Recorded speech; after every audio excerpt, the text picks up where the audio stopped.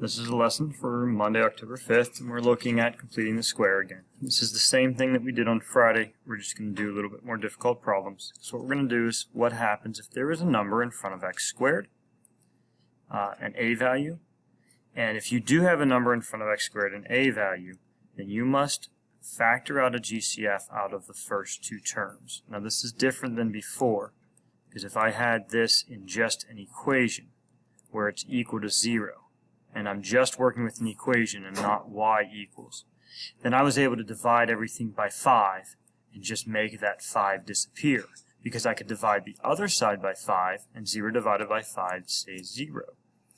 Problem now is that I have a y on the other side, so I can't really divide that by 5. So I need another way of getting that 5 out of the way.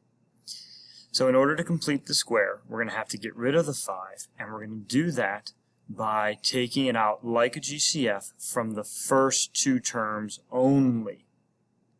That's going to look something like this. So I look at these first two and say, I don't want a number in front of x squared, so I'm going to take 5 out like it's a GCF out of the first two terms only. Because remember, we separate the 11 from the rest of it. So take the 5 out of 5x squared, and it leaves x squared. Take the 5 out of the 30, and it gives me 6x. And then we'll do completing the square just with what's inside the parentheses. Okay, so I'm going to use that same problem for my example. Here's my example, and I want to write it in vertex form. So the setup phase, we actually have a setup phase here, and that's taking out that 5. I have a 5 in front, and I don't want it there. So I'm going to take it out, and I can't make it disappear like we did before because it was equal to 0. But I am going to get it away from the rest of it. And I'm going to do that by taking the 5 out as a GCF, which leaves me x squared plus 6x inside parentheses. And that 11 just stays separate. Okay, so now you can see inside the parentheses, I no longer have a number in front of x squared. Okay, so we're going to complete the square now. And I do b divided by 2 squared. And b is now not the original b30, because we're working inside of the parentheses. We're talking about the 6. So I'm going to do 6 divided by 2 is 3. 3 squared is 9. 9 is the number that completes the square in there. Now we need to balance it. Now previously we were just able to minus 9. But now I have a 5 in front, so there's a little bit different. When I balance the equation, I need to keep an eye on that a value in front. And what I'm going to do is minus 45 to balance it. Why am I minusing 45? Well, when you added this 9 in, it was inside of a parentheses that was being multiplied by 5. So this is a 9 inside the parentheses, but in actuality, it's a 9 times 5. It's actually a 45. If you were to distribute the 5, that would be 45. So I need to balance it by subtracting 45, not subtracting 9. This is usually the place I find the most mistakes, so keep an eye there. Okay, let's finish it and factor. I have a y equals 5. This perfect square trinomial factors into x plus 3, the quantity squared, and negative 11 and negative 45 make negative 56. I'm now in vertex form.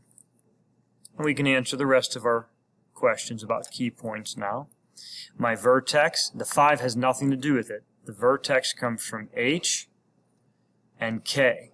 So remember, we do the opposite of what we see for h. So this is negative 3 and negative 56 is the vertex. The x-intercepts, I'm going to take this equation and set it equal to 0.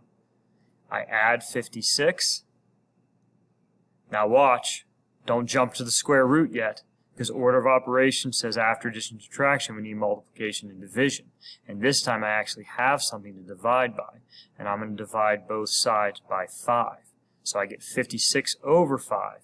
Then I can take the square root to get rid of the square. Notice the plus minus here. And then minus 3. And I have negative 3 plus or minus the square root of 56 over 5.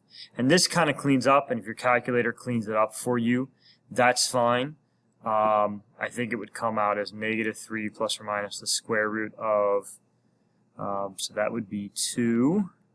I did not do this ahead of time. So, and then it would rationalize it out to be 2 square roots of 70 over 5. And this is actually the simplified version. And don't worry if you don't understand why that is. We'll cover that at another time. But that's another alternative answer.